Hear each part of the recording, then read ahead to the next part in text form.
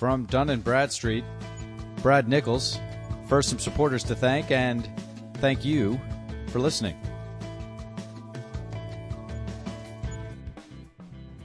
This episode is supported by CCW Digital, leaders responsible for operations, information technology, contact centers, customer care, service, and support are invited to register for a free CCW Digital membership. Membership includes networking with 100,000 plus qualified industry professionals, quarterly executive research reports, product matchmaking, and more. Go to ccwdigital.com to join the community. This episode is also supported by the CCW Conference and Expo.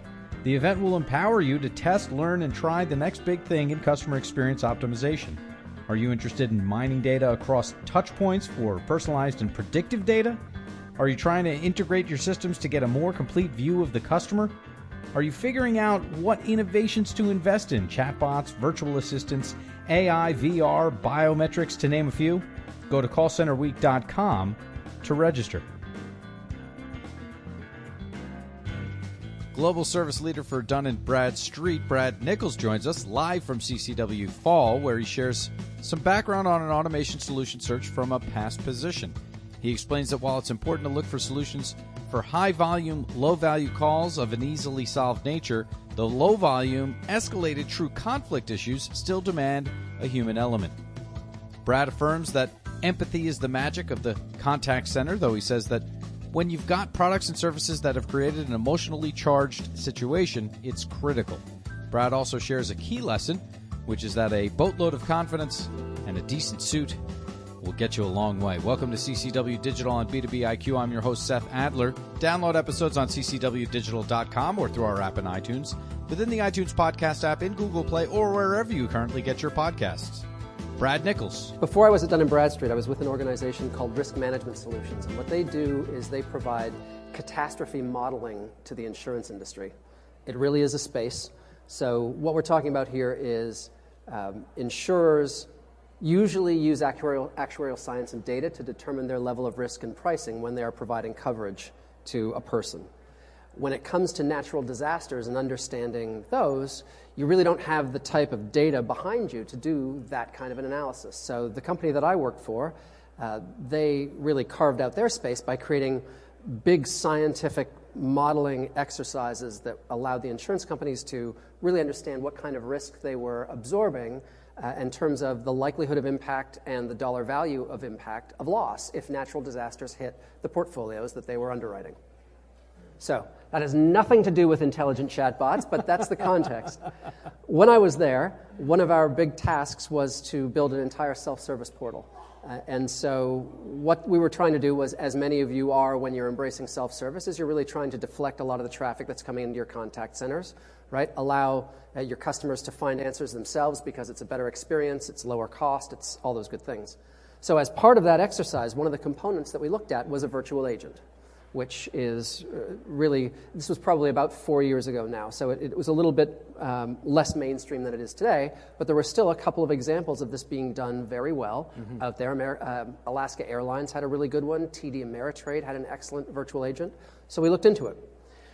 In the end, although it was the cool, sexy new technology, which of course you always want to embrace if you can, we didn't end up going that way, and the reason was that the price tag associated with that software at the time really didn't justify itself in terms of the returns it brought to our organization because we didn't have the volume of inquiry that really allowed you to recapture the value on the ROI. So if we had been Comcast or Cablevision or those organizations that were getting hundreds and hundreds of thousands of inquiries, I think it may have been a different story because you had a different ROI on it. But at the time, it was going to be a seven-figure sort of deal between the licensing and the installation and all that work, and what it would have gained us from a deflection standpoint just didn't justify that. So, were they promising though? Was there a machine learning component of, I get this information and then I can kind of decipher and output something else, or was it simple kind of RPA type stuff? Yeah, so a lot of it was connective between the text inputs that were coming from the customer and the programmatic back end that was looking for those words or combinations of words. So it was really a very sexy way of delivering knowledge management at the time, right? So you would free text in what you were looking for, right? It would say, how can I help you today? And you'd enter several words, and it would then go back into the library that it had of those words and those word combinations and access pieces of knowledge or information to then serve up to the customer and say, hey, I think this is what you're looking for. Mm-hmm. As I talk to customer contact people, what I have heard about intelligent automation, AI, or simple RPA, is that's all well and good for a certain level of support, but I cannot give up my contact center for those escalated, true customer conflict issues. Yep. Where do you come down on that kind of thought? I think that is 100% accurate. So most of my experience is in the B2B world. I was with Reuters for about 15 years before I was at Risk Management Solutions, which was before Dun & Bradstreet. And I think nowhere does your statement ring truer than in that space, right? So there is, I think when you're looking at this kind of technology and you're looking at how you're going to use it, there is only ever going to be a certain proportion of your contacts and your inquiry base that you're going to be able to manage this way, right? As long as what you're selling from a product and service perspective has a degree of complexity to it, there's going to be a degree of complexity in the types of inquiries that you're getting from your customers. And the easiest stuff, yeah, you should be finding a way so that the client never has to ask that in the first place. Right? And if part of that is using automation and tools, fantastic. But I think there's always going to be a certain proportion of that that has to be handled because it's more sophisticated and complex by human beings. Yeah. The magic of conflict resolution would be empathy. And I guess by a show of hands for the folks that are in the audience looking at intelligent workforce solutions, how many have you come across that promise empathy? And there are 0 hands up, as I run a podcast so no one can see this. There are 0 hands up as far as empathy is concerned. Is empathy, in fact, the magic of the contact center? I think it always is, right? I mean, you're talking about a degree of human-to-human interaction, right? I think it's more critical in certain situations, obviously, than others. If you're getting fairly straightforward, routine, I need information or I need this thing, it's less critical. If you've got the types of products and services that have created an emotionally charged situation with your clients, then it's critical, right? So when I was at Reuters, if we had someone from Goldman Sachs on the line who had just done a 7-figure deal off of bad data that we'd given them and was now looking at the consequences of that for their client or their job, run that with a hell yeah, you'd better have some empathy. Exactly. Right? Or you're not even getting off the phone. Right. Right. So, yeah, I think there's a spectrum, obviously. As far as your conversations with industry peers, is that spectrum lost in the search for the shiny, bright object? In other words, is this solution so promising that folks are forgetting the essence of the contact center in general?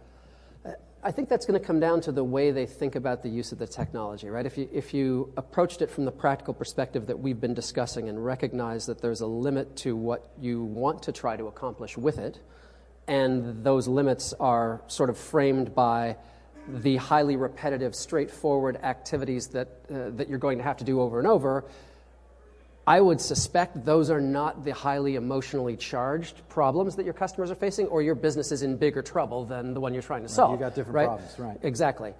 So I think as long as they appreciate the technology for what it's really meant to do and where it has the best value, then I don't think it's a problem. I think if you're trying to make it a magic bullet, then that's where you run into that kind of a challenge. Okay. Well, so you have proved that you are an intelligent person, human.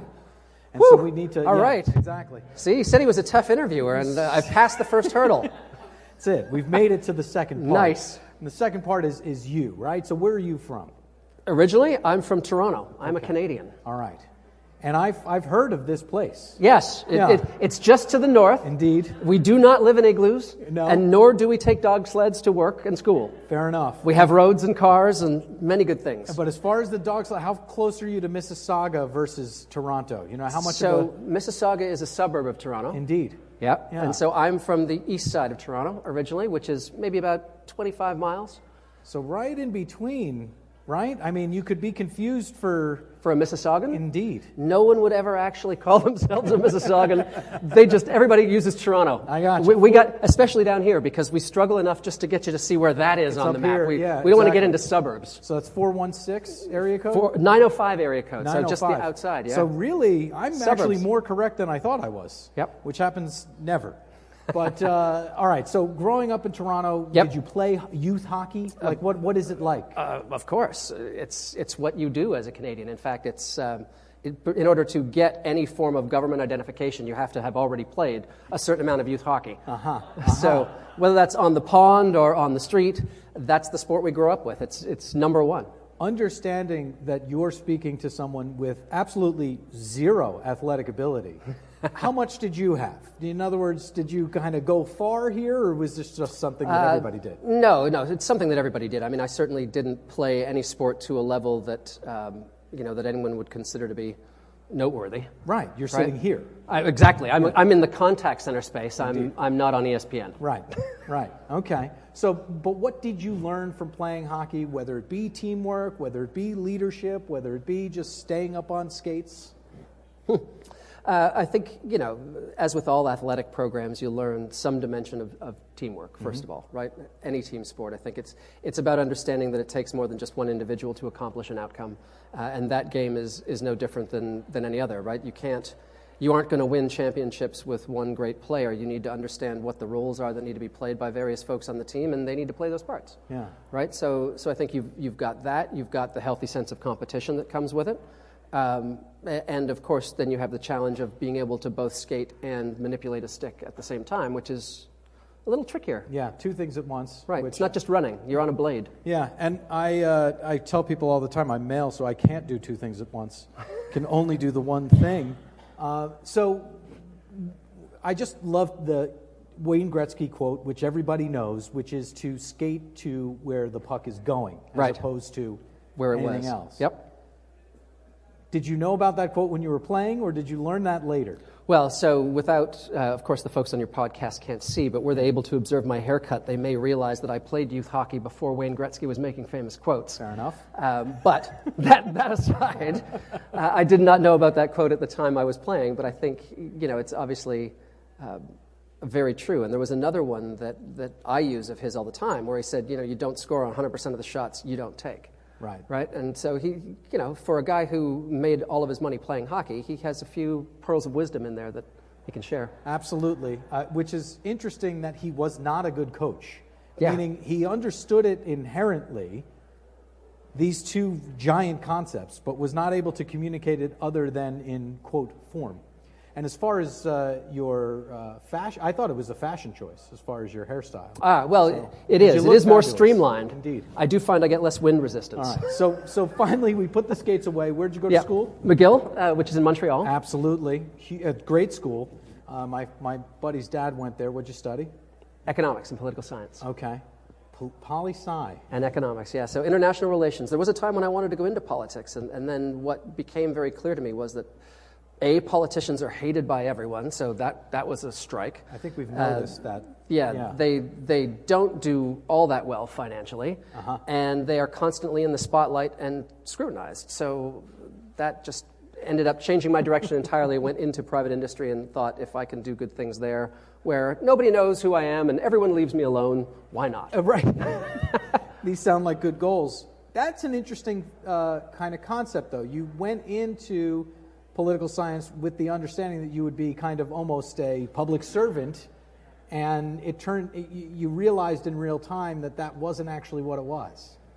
Yeah, so I'm not sure that it is that, or at least it used to be that, right? When we think about the original intention of the political institutions and the roles that those folks play, representing your constituents from an area and being their voice to the larger nation, to make the country a better place, very noble, right? I think somewhere along the way the whole thing went pear-shaped, right? Whether it's... and kind of no matter the country is your point. Exactly, and that is the point. That no matter the country, you could be doing what is ultimately the right thing, but there'll be a whole lot of people who don't see it that way, and then prepare to be vilified in the media and the press and in public and all those other things. So really, when you think about that, for a public servant's salary, it's just not worth the hassle. Right, right.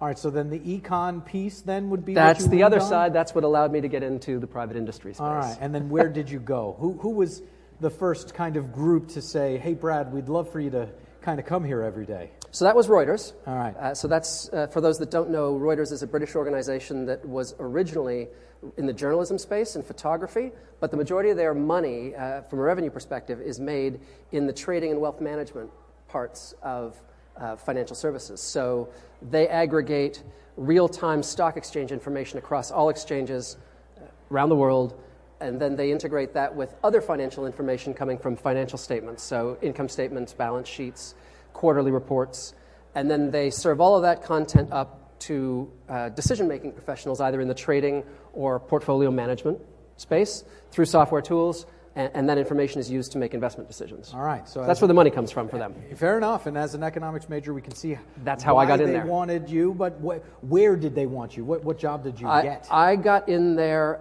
I was responsible for all of the pricing information for all the North American securities markets. So this is where the economics stuff came in. So every day, I would be looking at all the pricing that came in from on all the securities from all these exchanges, and I was running basically quality reporting profiles on those, and anything that came up failing several of the validation rules that were there to determine whether the prices were right or wrong. It was my job in a very short time frame to figure out whether or not those values were correct, change them, and get them out to the consuming trading public. And that's what you did. That's what I did. And then who noticed that you were good at that, so much so that you could maybe manage people doing that? That would have been the manager that I had at the time. All right. Yeah. So as usual, the paradox of management. They decided that since I was good at managing that information, I should be good at managing people. Sure. And I moved into that space. Luckily, it turned out they were at least partially correct. So I did okay at that. But why? What were you? Because it wasn't the analytic mind, which served you well. It did. In kind of determining what we should do with these reports and the pricing and everything like that. Yep. When they gave you people, what were you drawing on as far as how to do that? So, I mean, I think that's an interesting question. I mean, certainly from a desire and an ambition perspective, what gets me out of bed in the morning is solving the problem that's never been solved and helping the organization deal with a challenge or a hurdle that they've never been able to cross. And so, and through that, being able to provide greater and greater value and scope to the business. So moving from the opportunity to be an individual contributor to having responsibility for a group of people who were working on similar things, I saw that as a chance from a scope perspective to tackle a bigger challenge, right? I think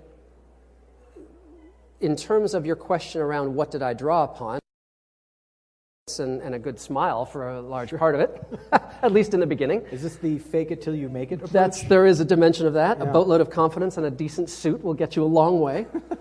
But I think, there's also another piece of it where great organizations will provide the tools to their staff in order to develop that skill set. So I'm very thankful that Reuters had a great leadership development program that allowed me to spend a lot of time, whether it was learning the ins and outs of coaching and facilitation to empowerment, consultative skills, and overall leadership dimensions. I was able to grow those over the course of my career that allowed me to expand the scope of my role in greater and greater capacities. Yeah, and we're starting to kind of take a step back and see the whole thing.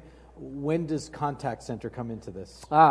So I was grounded in the financial information space, as we talked about, and then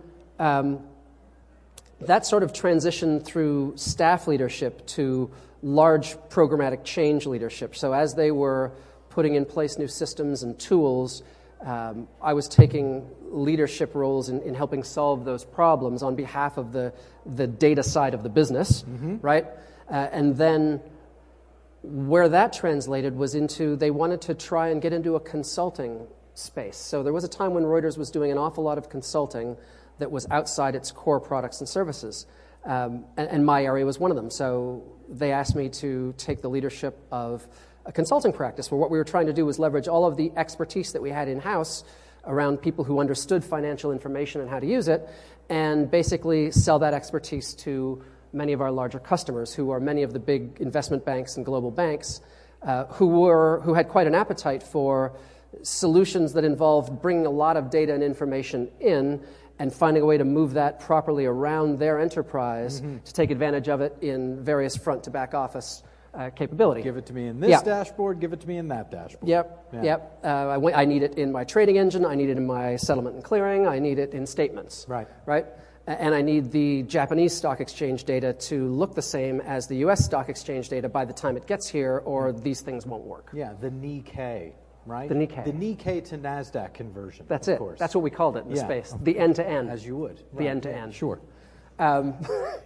So did that for a very short period of time until they as a company realized that we shouldn't be doing consulting in spaces that were outside our core products and services in terms of the software and solutions, because they were playing against traditional consulting firms, Big 5, Big 6 at the time, and credibility was always an issue. If you wanted to have a provider come in and help you better manage your financial information, there was a credibility question in that client base as to whether we would ever truly recommend Bloomberg, who was a competitor. Right.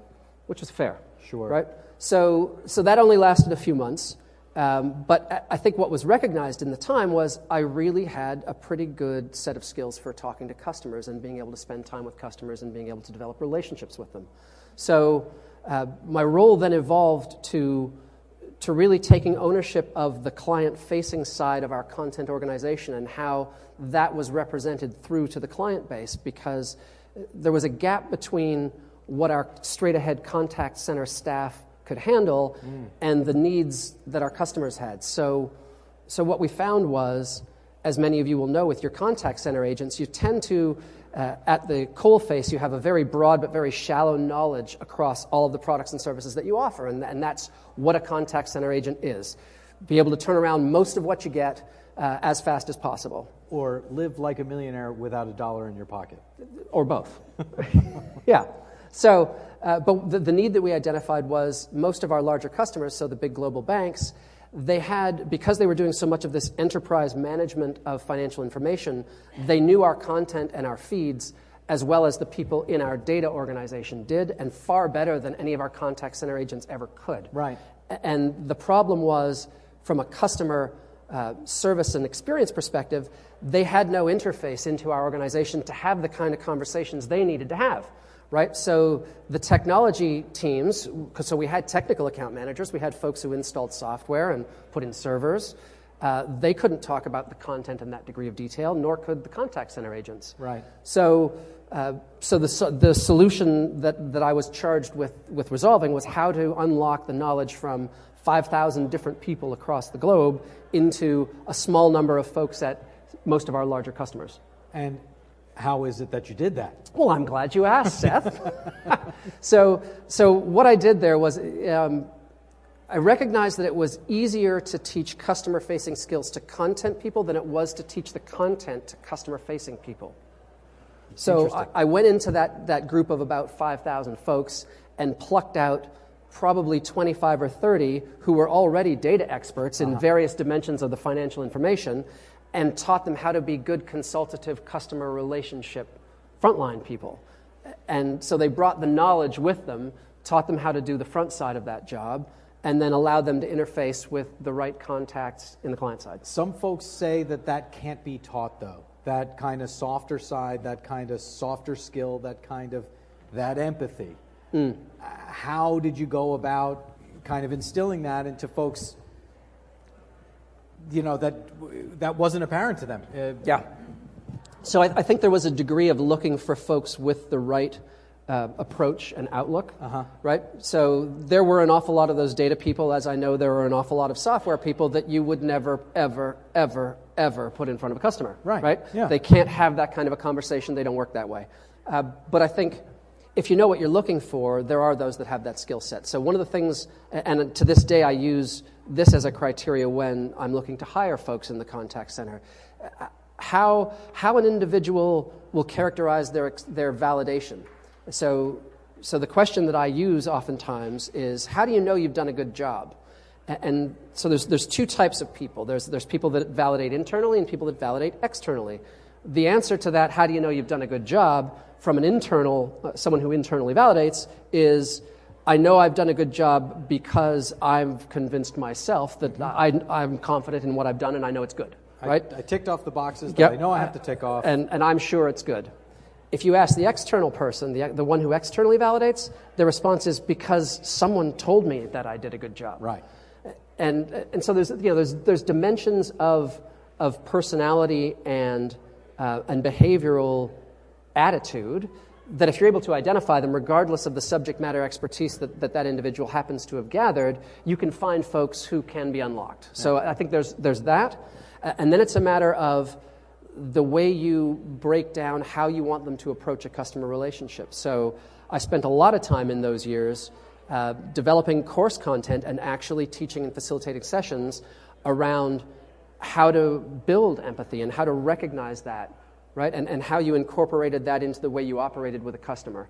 Yeah. And so there is an awful lot of development, but it's a skill like any other as long as those base characteristics, I think, are there. And you mention it as a skill, and we were in Roundtable, the session before lunch, where you said, the question was posed, which one is more important, skill or will? Which one are you hiring for? And everyone around this table said both. And then you added a point, which I found interesting. Yeah. So what I said was the skill will get you an interview, but the will get you the job. And what I mean by that is, especially if, from a contact center perspective, the products and services you're supporting require a degree of expertise coming in, right? You can't just hire anyone off the street and put a headset on them and away they go. You're not even going to get in the door to have a conversation with my organization, I suspect many of yours, if you don't have the minimum skill qualifications that you're looking for. That'll get you an interview.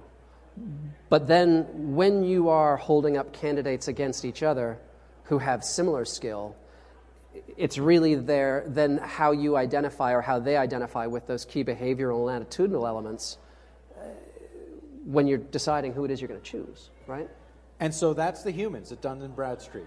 And as you move forward here, as you look to an intelligent workforce, or at least supplementing your humans with an intelligent workforce, what are you looking for in the solutions that you're looking to, and how are you kind of conceiving of the whole solution? Yeah, so I think we've got the same motivators that I suspect many in the room do, right? So we have several of our high-volume inquiry areas are fairly straightforward and fairly repetitive, right? So what Dun & Bradstreet does primarily is they're really, think of them like a credit agency for businesses rather than individuals. So an organization, small business, small or large, but starts on the small side. If you're looking to get credit from a bank or anyone else, they are going to do a degree of creditworthiness review on you. And Dun & Bradstreet is a big source of the financial information about your business that they would use to make that decision. So we get a ton of our inquiry that's all around getting a DUNS number, which is getting yourself established in the system so that there is information on record about you, like a social security number for a business, and or trying to update and correct that information. So as I think about intelligent workforce and where that applies for us, there's a degree of it that's really related to information and explanation. So most small business owners don't know what a DUNS number is or why they need to have one before they can get their whatever it is they've built into Walmart or on Amazon, right? But you need one. And so a ton of our inquiry is around some of that learning and explanation type of information, and then a lot more of it is around getting a number or editing the information about them within their record. And so for me, it's about looking at that repetitive universe and figuring out what the best way is to get that result for my customer. And if the answer ends up being some form of chatbot side, great. If it's some form of self-service knowledge management that doesn't leverage bots, great. But to me, you have to start with what you're trying to resolve for the customer, and then allow technology to get you to the right, most effective answer, rather than starting with the technology and figuring out what you're going to do with it. Right? It's like the company that builds an app for the sake of building an app that really doesn't do anything. Right. Because it's sexy. Right. Yeah. That bright, shiny object. Exactly. Exactly. So you've mentioned and described the layer of what you would automate.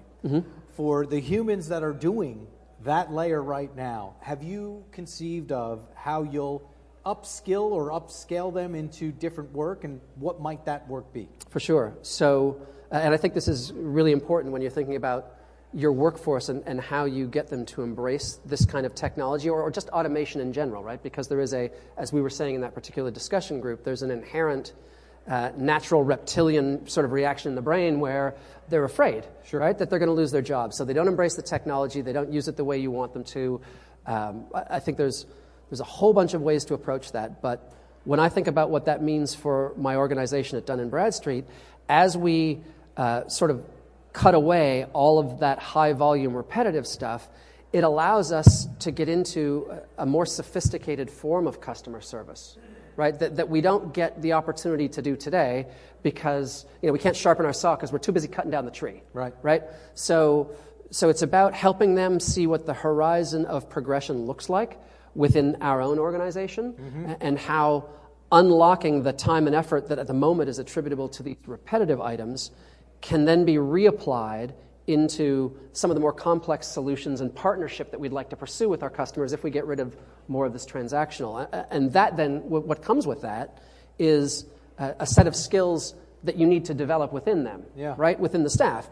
And so giving them visibility into the roadmap of what those skills look like, and when those are modern and valued skills that help them in their broader career perspective enhance their own capability and their own potential, then I think you're able to turn what is seen as a win-loss into a win-win, to go back to our game theory from economics. Absolutely. Right? And so once you've got a win-win in place, I've found that together with getting them involved in creating the solutions and helping decide where we apply these things and how to make it work as much as possible gives you all kinds of buy-in and participation, and that helps a ton. What about the inflection of the millennial workforce being more robotic than what I feel are Gen X, which is me and you and pretty much everybody in the room here? We're less robotic because we're less, kind of digital natives, and we are asking that workforce, which is more robotic, to be more human. In other words, for us to be more human is easier. For them to be more human is more difficult. And what you're saying is we're going to need them to be more human. Now, they do want to do more value-added tasks, and we are painting with an extremely broad brush. But as far as this kind of managing generationally, where do you come down on that? Yeah, so I think I would take a little bit of issue with you saying that they are less human. Oh, did I say less human? In their interaction. I meant... You're more robotic and less human is what you... Well, I mean, there's not a lot of eye contact. Oh, yeah. There's not a lot of conversational ability. No, I understand how you got there. I think the reason I bring it up is I don't think it's less capability. I think what it is it's not the first tendency. Fair enough. Right? So I think, to me, there's two really effective ways to leverage them. I think as we in the contact center have to start to deal with an increasing number and complexity of the digital channels and the environments, I think that audience is better suited than we are to help us figure out how to be good at that. Right? They're going to be able to provide that sort of input and insight and design far better than we are. So that's one. As our chairperson said, the connection between humans and bots, so to speak. Yeah. So I think leverage that. But then because I don't think their capability is any less, it's just a tendency, I believe they can rise to that. There we go. I think so. Okay. I have faith. So do I. Believe me. So I have three final questions. I'll tell you what they are and ask you them in order. What has most surprised you at work along the way? You've given us your background here. What has most surprised you in life and on the soundtrack of your life? One track, one song, that's got to be on there. First things first, though. Along the way here, what's most surprised you at work? I think what surprised me most, and I'll speak sort of over the collective career, is when you see things going on in industries and you see software providers here and you see and you read cutting-edge articles about business and where it's going, most companies are nowhere near what everybody's talking about, frankly. Especially any organization that's been around for any length of time, they've got older systems and older technology, and it's just not as easy to embrace the concepts and the tools as many believe it to be, and I think that surprised me. I would have thought that companies should be far more nimble than they are. Interesting. But just the legacy systems are there, and we've got to deal with it. You've got to deal with what you've already got, right? Second question was? What's most surprised you in life? What's most surprised me in life? That it's taken the Maple Leafs my entire life to win a Stanley Cup and it hasn't happened yet. Fair enough. Fair enough. I'm trying to remember number 14 in the late 80s. What was his name? The center? Is 14? Yeah. Daryl Sittler? You think about 27 was Sittler. Sittler. You had Matt Sundin. Matt Sundin. Yeah. That's it. All right. On the soundtrack of your life, Brad Nichols, one track, one song that's got to be on there. One track, one song that's got to be on the soundtrack of my life. Wow, that's tough. So this isn't necessarily your favorite song. It's not necessarily the perfect answer song. But, as you've gone along here, from Reuters to there to here, one track that's definitely on the soundtrack of your life. David Bowie's Changes. There you go. That's perfect. And that brings us right back to Intelligent Workforce. Brad Nichols, thank you so much. Thank you, Seth. We'll turn it back over to our chairperson. All right. And there you have Brad Nichols. What gets me out of bed in the morning is solving a problem that's never been solved and helping the organization deal with a challenge or a hurdle that's never been able to cross. And through that, being able to provide greater and greater value and scope to the business. Very much appreciate Brad Nichols and his time. Very much appreciate you and yours. Stay tuned.